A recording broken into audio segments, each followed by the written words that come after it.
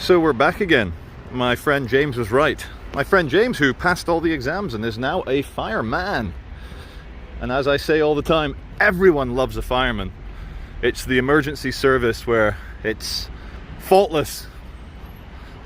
Faultless. It's fantastic. And they're remembering 42-year-old Daniel, I believe his name was. He was a fireman who passed away not very long ago.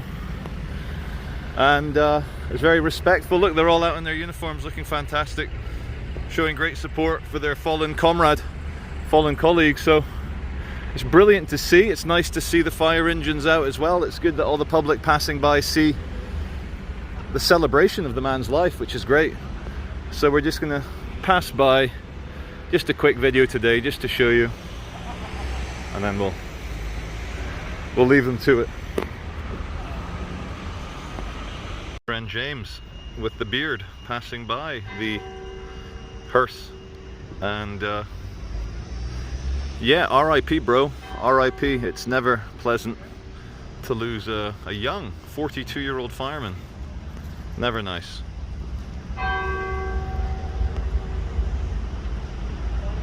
Everyone, this is cveitch. I'm going to read out a couple of stories for you from the internet. Hopefully the sources are fantastic. I don't think you're going to get better sources than this. Best sources in the world. The first one comes from the Royal Australian Club of General Practitioners, RACGP, from their latest news story from today, 22nd of September 2022. I'll read it out to you. All excess deaths in Singapore linked to recent COVID infection. Study.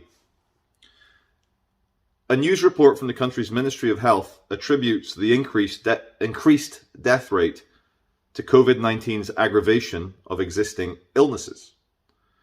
No pattern of excess deaths has been found among people without a recent COVID-19 infection in Singapore, the country's health authority has stated.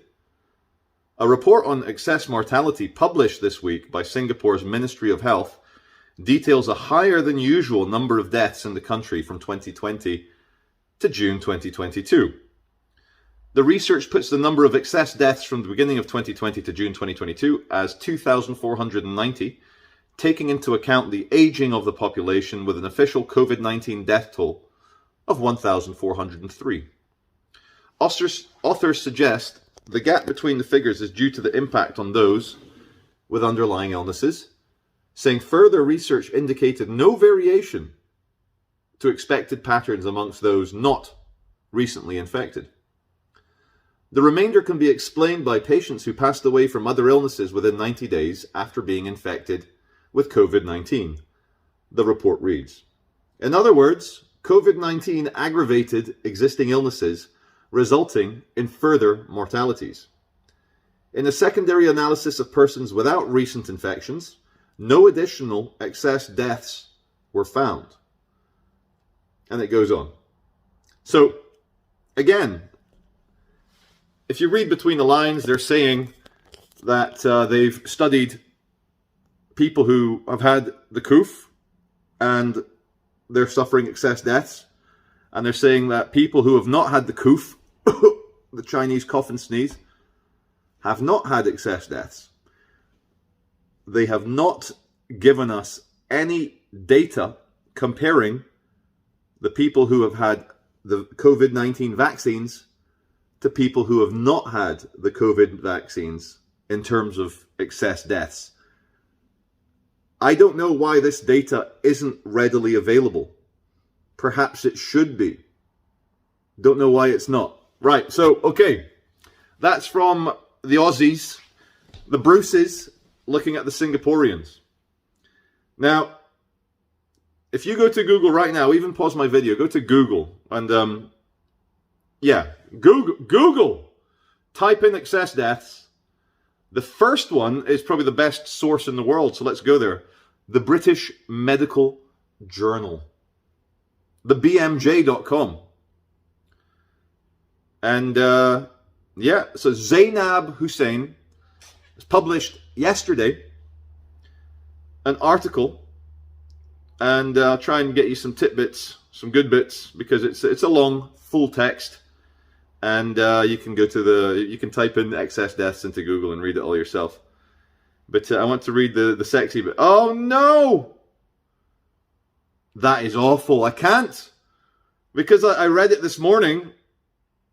You're allowed one free article. Now I've got to pay £164 to read it out for you. I guess we're going to have to wait for, that nice old English doctor. What is it, Dr. Campbell? John Campbell, is it? Because I don't have a British Medical Journal subscription. But anyway, Sky News did a story on it yesterday. Let me find the Sky News version. Excess deaths, Sky News. And obviously, to reveal my source, I've typed in excess deaths, Sky News. So, more people have been dying this year due to irregular heartbeats, official figures suggest. And just to get you some spectacular figures, the total number of deaths due to an irregular heartbeat, they call it cardiac arrhythmia, arrhythmia. Cardiac arrhythmia, cardiac arrhythmia. So instead, your heart has a breakbeat. It's like trip hop. Instead of being ba-dum, ba-dum, ba-dum, ba-dum, your heart would be boom, ba-dum, boom, boom, boom, boom, boom, boom, boom, boom, boom, boom, boom, boom, etc., etc.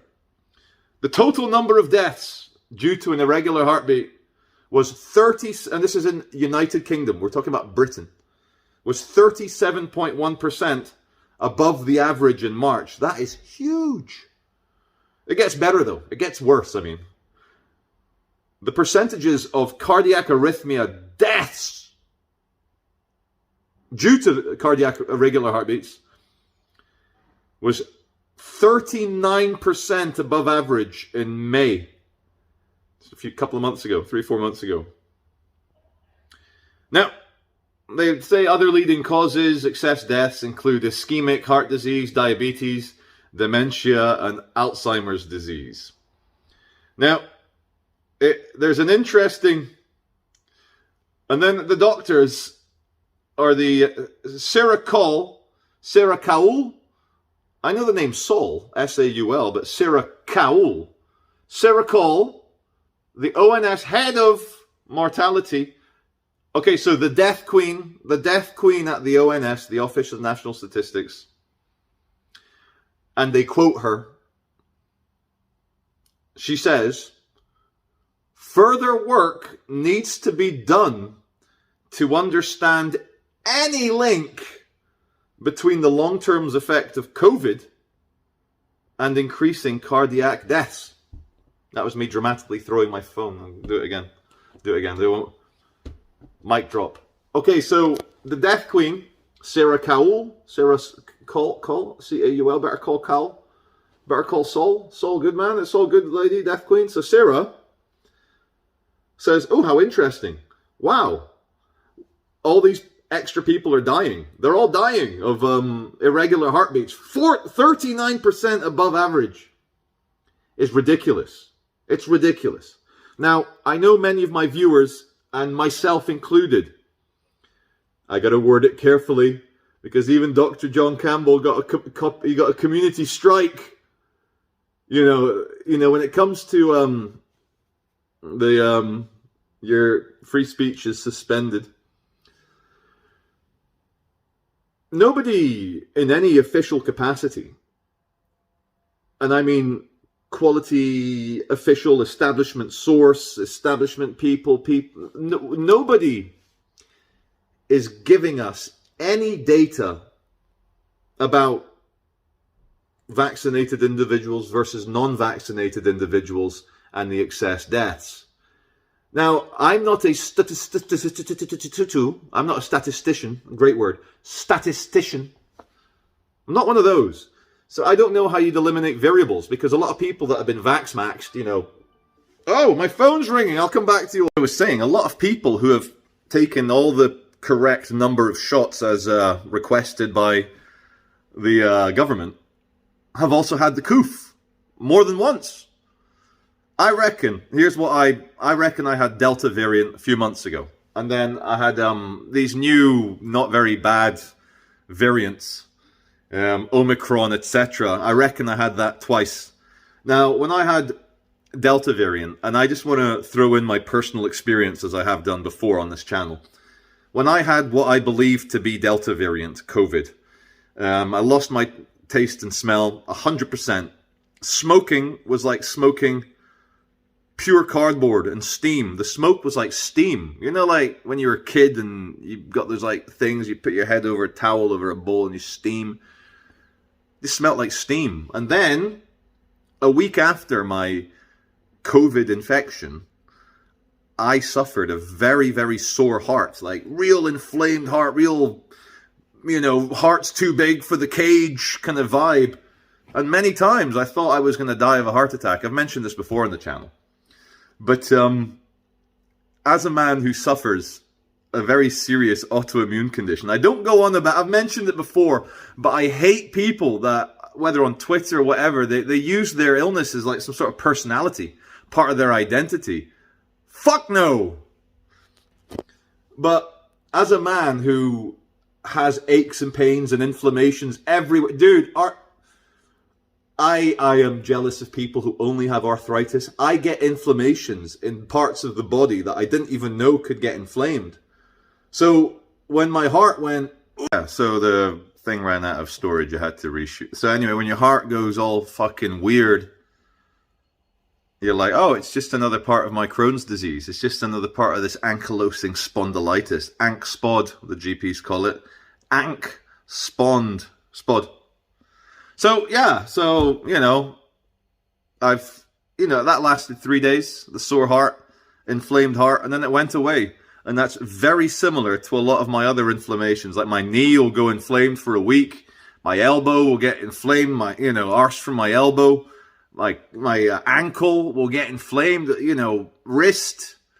Too much repetitive strain on the wrist. I don't know why my biceps bigger on one arm, but anyway, so what I'm trying to say is, we'll never know. Are they gonna give us any data of vaccinated excess deaths versus unvaccinated excess deaths? Here's hoping.